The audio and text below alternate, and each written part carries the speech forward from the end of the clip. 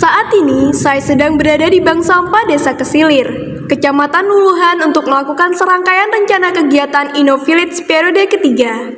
Dan dokumentasi semua kegiatan InnoVillage pada periode ketiga ini kami rangkum dalam video berikut.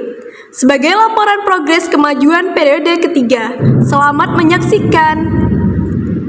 Kegiatan pertama yaitu diskusi bersama tim untuk membahas pemetaan tugas tim pada periode ketiga. Kemudian, rencana implementasi dari penjemputan hingga pengiriman sampah ke bank sampah induk. Selanjutnya, budidaya maggot dari persiapan pemanenan hingga pasca panen. Selain itu, juga dilakukan diskusi bersama stakeholder untuk membahas rencana kerjasama persiapan implementasi program InnoVillage ini. Tak lupa, kita juga membahas rancangan kegiatan pelatihan pemilahan sampah yang kedua, dan tentunya kami juga melakukan diskusi dengan dosen pembimbing sebagai bentuk konsultasi rencana kerja dan timeline implementasi yang akan kami lakukan.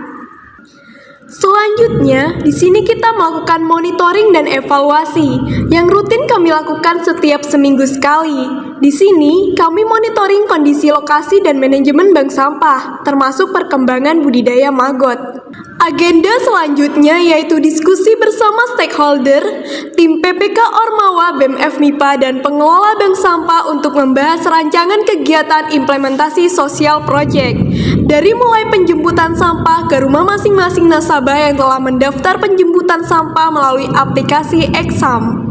Sebelum melakukan implementasi, tentunya kami melakukan persiapan alat dan bahan yang dibutuhkan untuk kegiatan implementasi, seperti gerobak, bensin motor, alat penimbang sampah, dan semacamnya. Kemudian, kegiatan implementasi ini kami lakukan pada tanggal 12 November 2022. Pertama, kami melakukan penjemputan sampah ke rumah masing-masing nasabah yang telah mendaftar penjemputan sampah melalui aplikasi Exam. Kemudian, kegiatan penimbangan sampah juga langsung dilaksanakan di kediaman nasabah dengan disaksikan oleh nasabah secara langsung. Setelah itu, selesai menjemput semua sampah dari nasabah, kami kumpulkan sampahnya di gudang terlebih dahulu, hingga memenuhi syarat penimbangan dari bank sampah induk, yaitu 4 kuintal. Kemudian, di sini kami mengagendakan pelatihan pemilahan sampah kembali, dikarenakan terdapat beberapa masyarakat yang belum paham akan cara memilah sampah dengan benar. Kali ini, kami mendatangkan pembicara dari seorang ketua bank sampah unit yang telah sukses, yaitu Ibu Rini Nur Intani dari bank sampah unit Asri. Selain melakukan pemilahan sampah, Ibu Rini juga menceritakan kisah suksesnya dalam budidaya maggot hingga pemasaran produk. Selanjutnya, dikarenakan tabungan sampah sudah terlihat banyak dan kemungkinan telah memenuhi syarat penimbangan, kami langsung menghubungi bank sampah induk untuk menanyakan terkait jadwal penimbangan.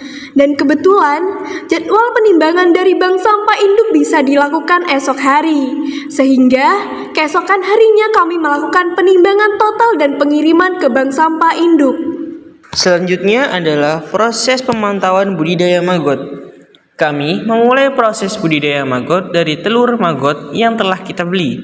Proses menetaskan telur maggot yaitu dengan cara meletakkan telur tersebut di atas sampah organik pada sebuah wadah atau biofon.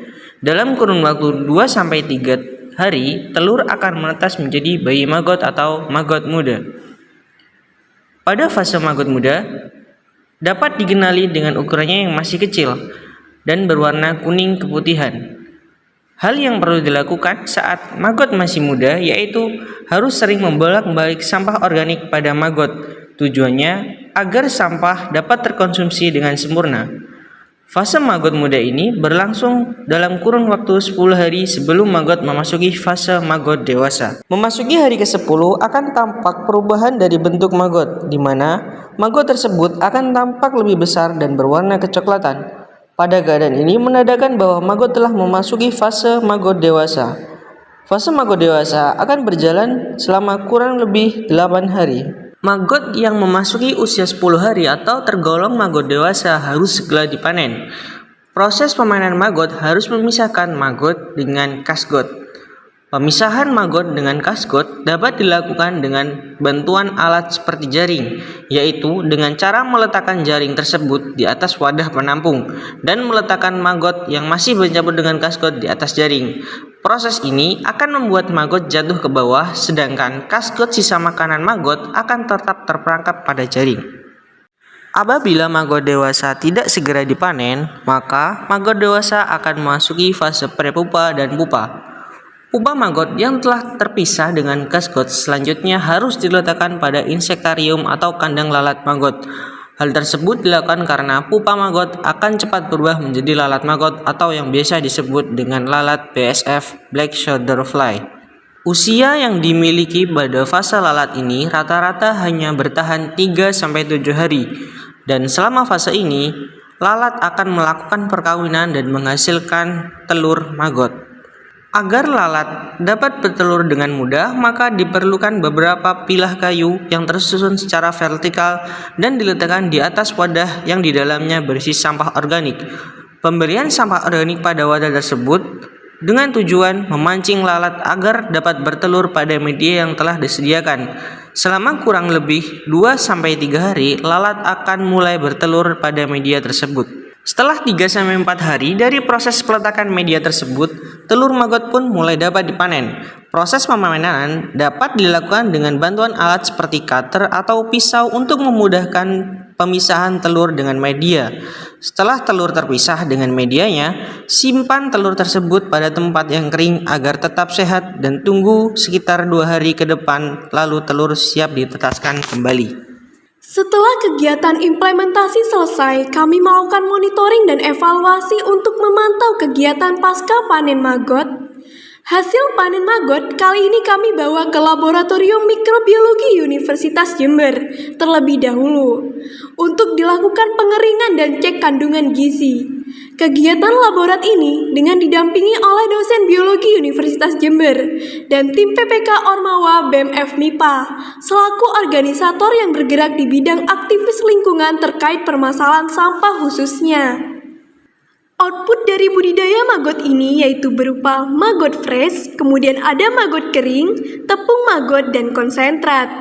Selain itu, dikarenakan sosial project kami ini berbentuk digital circular economy dan berbasis zero waste, di sini kami memanfaatkan hasil residu budidaya maggot menjadi barang bernilai rupiah, yaitu pupuk kasgot. Selanjutnya, kami melakukan monitoring dan evaluasi rutin. Kali ini, kami memantau seluruh kegiatan implementasi dari manajemen bank sampah, pemilahan sampah, dan budidaya maggot serta outputnya. Pada kegiatan monitoring dan evaluasi kali ini, kami juga sekaligus melakukan penyerahan pengadaan seluruh alat dan bahan implementasi kepada pihak pengelola bank sampah Desa Kesilir, serta output-output dari upgrading budidaya maggot. Last but not least, meskipun kegiatan ini telah memasuki periode akhir, kami akan tetap melakukan pendampingan melalui kegiatan monitoring dan evaluasi secara berkala sesuai kebutuhan. Dengan harapan, sosial project yang kami programkan dapat berjalan secara sustainable dan berpotensi adanya pengembangan untuk meningkatkan kesehatan lingkungan dan kesejahteraan ekonomi masyarakat Desa Kesilir. Dan suatu saat nanti, Desa Kesilir menjadi role model Smart Village bagi desa-desa lain di seluruh Indonesia. Semangat terus mewujudkan cita-cita Indonesia bebas sampah. Sekian laporan progres kemajuan periode ketiga tim Exam.